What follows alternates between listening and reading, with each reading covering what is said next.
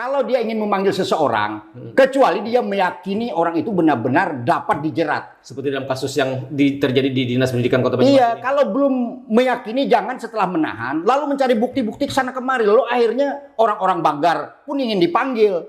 Nah, ini institusi yang terpisah. Seburuk apapun misalnya keputusan Banggar itu, tapi institusi yang terpisah itu harus dihormati oleh aparat penegak hukum. Nah, tokoh-tokoh di daerah ini kita lemah terus terang saja. Anggota DPR RI kita lemah.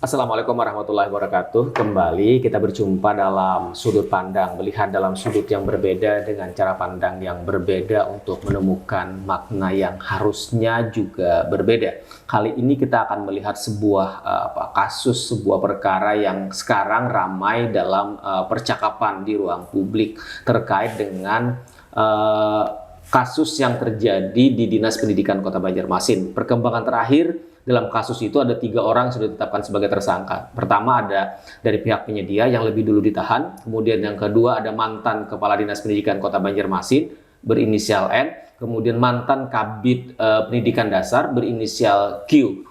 Nah, ini kemudian menjadi menarik pembahasannya karena kasusnya berawal dari dugaan korupsi sewa server di sekolah yang ada di Kota Banjarmasin. Itu yang akan kita bahas. Kita akan bagaimana mendudukkan perkara ini, melihat perkara ini sesungguhnya karena ada hubungan nih. Ketika ini terjadi di dinas, berarti kemudian itu adalah sebuah anggaran yang kemudian lagi-lagi pelaksanaannya, teknisnya, kegiatannya itu adalah menjadi tanggung jawabnya di Dinas Pendidikan Kota Banjarmasin. Karena dalam kaitan dengan penahanan itu, 2 tersangka itu adalah kaitan sebagai kuasa pengguna anggaran dan pejabat pembuat komitmen atau PPK. Itu yang akan kita bahas hari ini bersama dengan Ketua Gerakan Jalan Lurus GJL Kalimantan Selatan, ada Bang Anang Rosadi. Assalamualaikum Bang Anang. Waalaikumsalam warahmatullahi wabarakatuh. Sehat hari ini? Alhamdulillah. Bang, di tengah banyak diskusi, di tengah banyak hal yang kemudian menarik dalam perkembangan sekarang, ada hal yang kemudian juga ramai di Kota Banjarmasin yang juga lagi-lagi menjadi sorotan GJL kan, Gerakan Jalan Lurus Kalimantan Selatan sebagai sebuah NGO LSM yang concern dalam persoalan-persoalan tata kelola keuangan terkait dengan persoalan korupsi dan segala macam.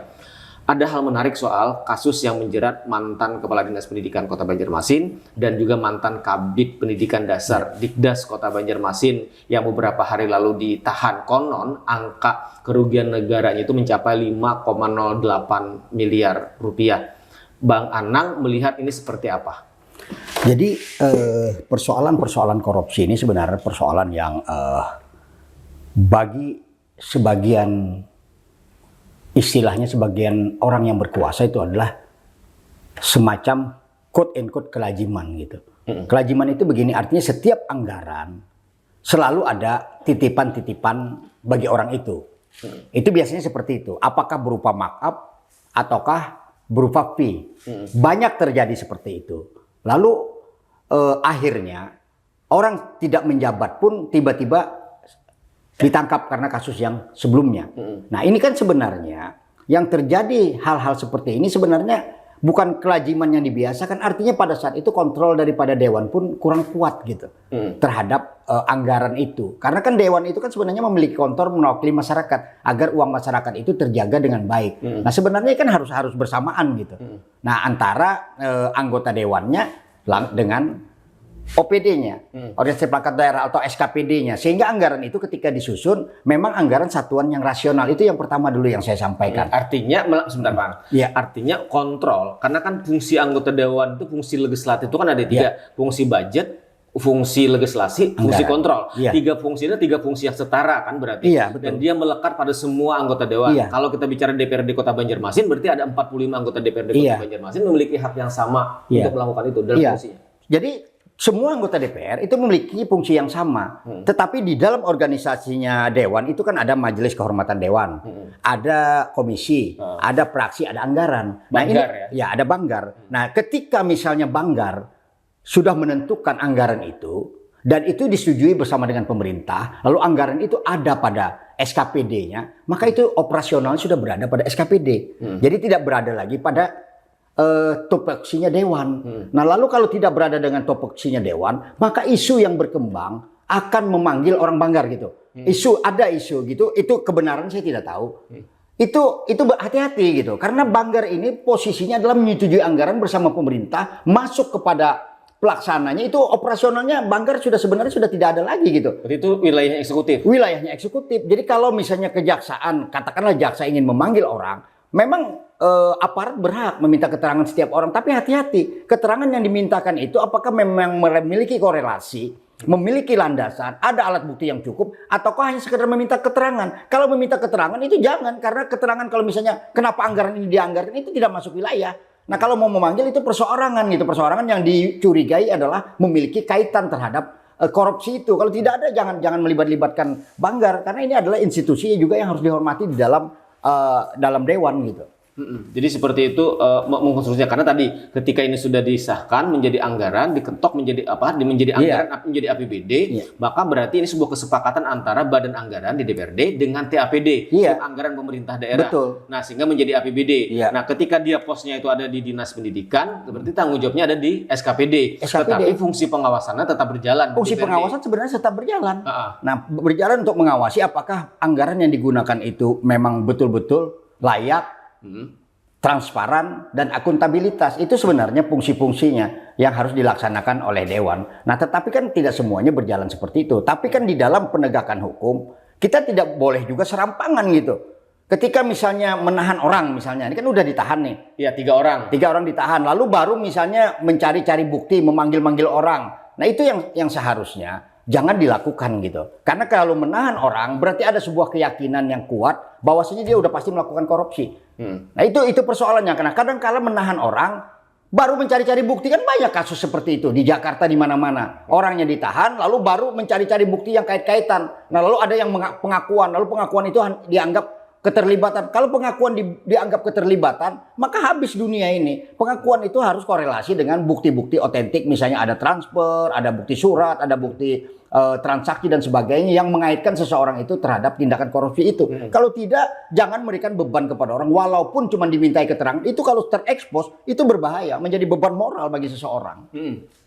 Kalau sudah menjadi sesuatu yang kemudian berbeda. Suatu berbeda karena orang menganggap begitu dimintai keterangan, orang pasti stigmanya orang ini ada memiliki kaitan gitu. Padahal ada saja yang aparat baru mencari bukti ketika setelah menahan orang.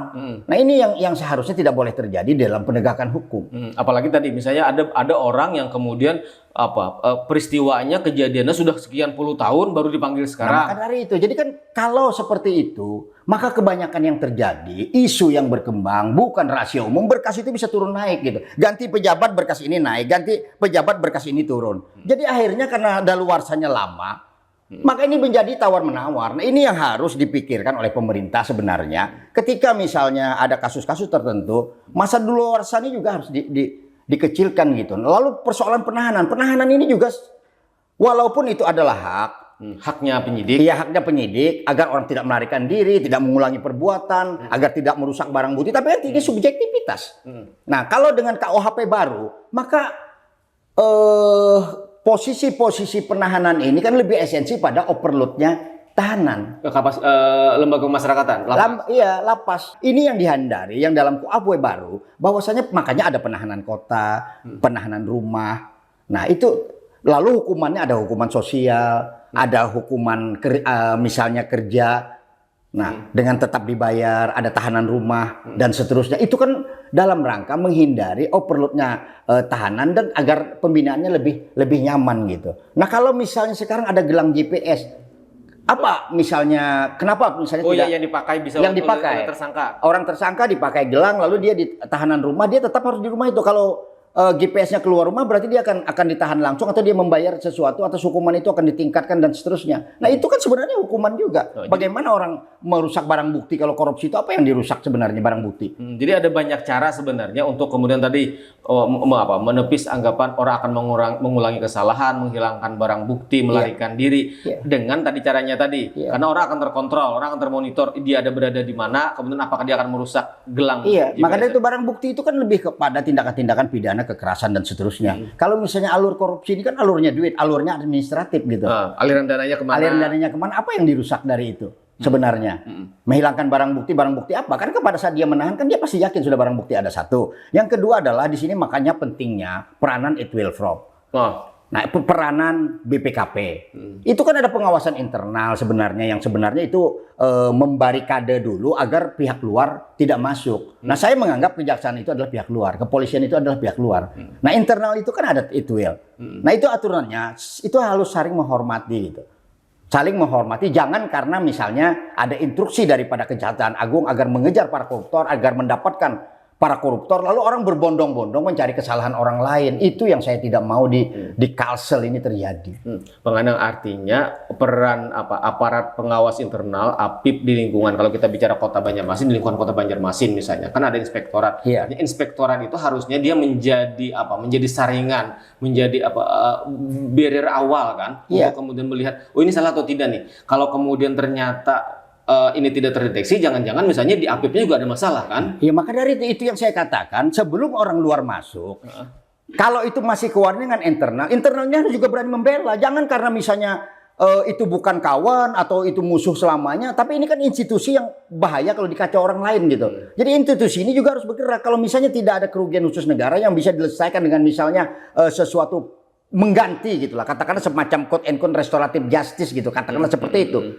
Itu mestinya diselesaikan dengan cara-cara administratif, bukan langsung menangkap orang lalu menjadi sebuah prestasi. Nah, saya soal penahanan ini adalah soal yang paling krusial di tempat kita, karena penahanan ini bisa jadi alat penekan, penahanan ini bisa jadi alat tawar-menawar, penahanan ini bisa menjadi pelanggaran HAM kesewenang-wenangan sebelum orang bersalah ditahan, walaupun punya alasan-alasan objektif dan subjektif. Tapi ini berbahaya, karena apa? Kalau orang terlanjur ditahan, lalu orang bebas, ganti ruginya itu kan berat. Harus melakukan gugatan kepada pengadilan, membayarnya Menteri Keuangan. Di Menteri Keuangan tidak ada uangnya karena tugas negara itu tidak menganggarkan sesuatu yang preventif gitu. Nah, dia sifatnya atraktif. Jadi kalau ada kasus lalu diganti, dia baru menganggarkan. Sedangkan penganggaran itu harus lewat dewan. Mampus orang kalau sudah ditahan begini. Nah, makanya tuh KUHP ini juga harus dirubah. Hak ajasi manusianya harus ditingkatkan agar ketika orang haknya terlanggar, apakah salah penahanan, salah penangkapan, atau putusan bebas, ini harus serta-merta penggantiannya tidak boleh melewati proses panjang. Nah, karena proses panjang inilah, maka orang sebenarnya untuk menahan. Karena minta ganti rugi, minta rehabilitasi, itu panjang ceritanya. Maka harus hati-hati. Harusnya hati-hati. Nah, disitulah mengunci aparat harusnya. Di dalam proses-proses penahanan ini, karena kan orang ditahan, nanti kalau bersalah juga ditahan. Bang Anang, terakhir, artinya kan, ini kan juga harus clear nih di publik. Seorang Anang Rosadi, aktivis gerakan Jalan Lurus, aktivis anti korupsi, tapi dalam kasus ini kan harus jelas bahwa kita kan tidak bermaksud untuk membela. Tidak bermaksud untuk. Tidak. Jadi gini, di dalam proses-proses IT, ingat kasus si tipu di mana itu terakhir di Karo. Di Karo. Itu kan ditangkap, ditahan karena apa? Dianggap biaya produksi drone itu tidak cukup waktunya. Yang harusnya sebulan cuma terpakai 7 hari. 7 hari. Nah, kalau orang profesional, anggaran itu kan ada yang minimal dan maksimal. Tidak bisa kita menganggarkan minimal. Nah, tapi kan jaksa menangkap itu. Coba bayangkan sekelas itu, harusnya sebelum menuduh orang itu dilihat, bertanya, gunakan pikiran. Tapi yang digunakan mereka adalah kewenangan. Kewenangan mereka sebagai aparat, kewenangan mereka menahan, bangga dengan jabatannya, bangga dengan kekuasaannya, padahal mereka tidak sadar bahwasanya itu digaji oleh rakyat untuk menegakkan hukum, bukan untuk menghukum orang. Itu yang saya tidak suka dengan aparat. Ya, kita setuju, kita sepakat bagaimana harus ada tindakan penindakan terhadap perilaku korup kan. Iya, betul. Hukum itu harus ditindak kan. Betul. Tetapi harus dengan cara-cara yang tadi kata Pak Anang kan. Iya. Dan di titik ini seorang Anang Rosadi bukan juga kemudian membela orang yang bersalah. Bukan, tapi karena saya melihat udah ada rentetan peristiwa yang menggunakan kekuasaan itu untuk menekan orang. Jadi kasus di situ poinnya. Jadi bukan pada soal korupsinya. Kalau saya buka sedikit, ini sedikit saya cepat buka. Kasusnya Pak Anang Sahpiani misalnya di Tanjung.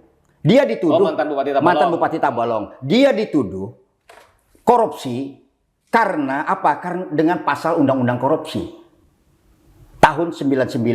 Nah, kedudukan sebagai kepala daerah. Kedudukan kepala daerah. Padahal di dalam Undang-Undang BUMD, di dalam Undang-Undang BUMN yang baru, di dalam putusan MK, bahwasanya kuasa pemilik modal KPM itu adalah tidak operasional melaksanakan kegiatan di dalam BUMD atau BUMN. Penanggung jawab utamanya adalah direktur, direksi, komisaris, dan pengawas. Dipisah dan mereka bukan penyelenggara negara.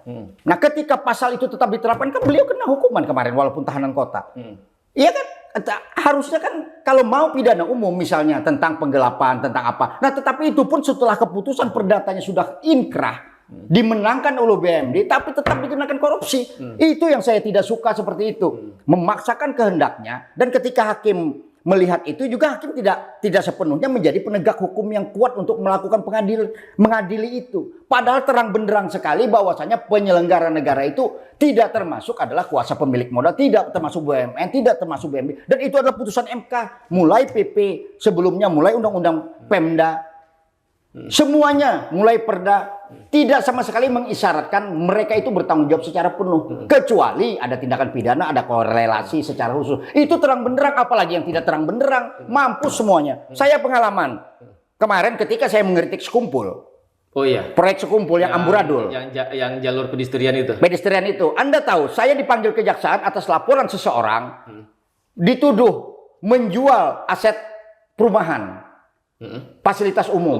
Pasum. Tapi saya tidak pernah datangi dan saya lawan. Kenapa? Itu kejadiannya 25 tahun yang telah lewat. Dia tidak mengerti, harusnya kalau ingin memanggil orang, kalau ingin mencari kesalahan orang, karena ini kan di Indonesia kan biasa seperti itu. Kalau ada orang mengkritik pemerintah, maka buzzer, penjilat-penjilat ini kan mencari celah orang itu kalau ada kesalahan gitu. Dia tidak mengerti tentang hukum perumahan, dia tidak mengerti tentang peraturan daerah, tidak mengerti tentang yang dimaksudkan pasus, dan seterusnya. Tapi dia memanggil, nah itu maksud saya. Kalau dia ingin memanggil seseorang, kecuali dia meyakini orang itu benar-benar dapat dijerat. Seperti dalam kasus yang terjadi di Dinas Pendidikan Kota Banyumas. Iya, kalau belum meyakini jangan setelah menahan, lalu mencari bukti-bukti ke sana kemari. Lalu akhirnya orang-orang banggar pun ingin dipanggil. Nah, ini institusi yang terpisah. Seburuk apapun misalnya keputusan banggar itu, tapi institusi yang terpisah itu harus dihormati oleh aparat penegak hukum. Nah, tokoh-tokoh di daerah ini kita lemah terus terang saja. Anggota DPR RI kita lemah. Dia harusnya melihat persoalan apapun yang di daerah ini sebagai bagian dari tugas dan tanggung jawabnya di Jakarta. Apalagi yang berada di Komisi 3. Sekecil apapun, dia kan punya mata, punya praksi, punya partai, punya ranting. Itu harusnya menjadi sumber input kepada DPR RI ketika persoalan tidak bisa diselesaikan di daerah, maka angkat ke tingkat nasional seperti Sitepu. Nah itu karena ini bahaya, karena orang mencari keadilan itu susah. Setelah adil pun dia tidak bisa menuntut secara langsung, dia harus melakukan proses yang panjang untuk meminta ganti rugi itu. Gila tidak negara ini? Jadi ada proses panjang di situ. Oke, baik, terima kasih Bang Anang. Tapi poinnya adalah bahwa kita setuju dengan penegakan hukum. Betul. Bahwa tindakan korupsi itu harus diproses. Iya. Itu setuju kita di situ. Betul. Tapi kemudian jangan mencari-cari kesalahan orang yang kemudian yang tadi. Iya, rentetan orang yang tidak bersalah jangan dicari-cari gitu. Satu, kedua, penguatan itu BPKP diperkuat, internal diperkuat. Nah, orang luar juga misalnya yang akan masuk itu juga menghormati institusi dalam, meminta pendapat di dalam, jangan hanya dalam pikirannya menahan orang gitu. Itu intinya. Karena ini kan kesalahan kolektif. Tidak bisa ditempatkan sebenarnya kepada seorang, tidak ada yang korupsi berdiri sendiri. Nah, itu kejaksaan itu harus melihat seperti itu, aparat itu harus melihat seperti itu. Oke, baik, terima kasih Bang Anang. Jadi intinya adalah kita bukan tentang membela siapa. Tidak. Bahwa kasus korupsi harus ditindak, iya kita betul. setuju di situ. Betul. Tapi menindak dengan cara-cara yang tadi sesuai dengan sesuai dengan sejalan KUHP baru, ketentuan perundang-undangan. Baik, terima kasih Bang Anang, dan mudah-mudahan ini menjadi bagian penting bagaimana kita melihat kasus yang terjadi di Dinas Pendidikan sewa server dan komputer itu dalam perspektif yang lain, dalam sudut pandang yang lain, dan kita ingin kalau orang memang terbukti orang itu memang diduga bersalah, ada aliran dana kata tadi itu kan persoalan yang lain. Maka kita setuju itu disikat. Baik, terima kasih Bang Anang. Demikian sudah kebersamaan kita dalam sudut pandang kali ini bicara tentang atau melihat tentang kasus yang terjadi di Dinas Pendidikan Kota Banjarmasin yang menyeret mantan Kepala Dinas Pendidikan disebut sebagai kuasa pengguna anggaran, kemudian mantan Kabid Pendidikan Dasar sebagai pejabat pembuat komitmen atau PPK, dan satu orang penyedia. Sekali lagi kita berharap dan kita tegaskan bahwa ini bukan soal kita membela siapa ya, Betul, betul. tapi ini bagaimana kita ingin melihat sebuah proses itu berjalan sesuai dengan aturan. Tidak boleh kemudian melanggar aturan. Terima kasih dan wassalamualaikum warahmatullahi wabarakatuh.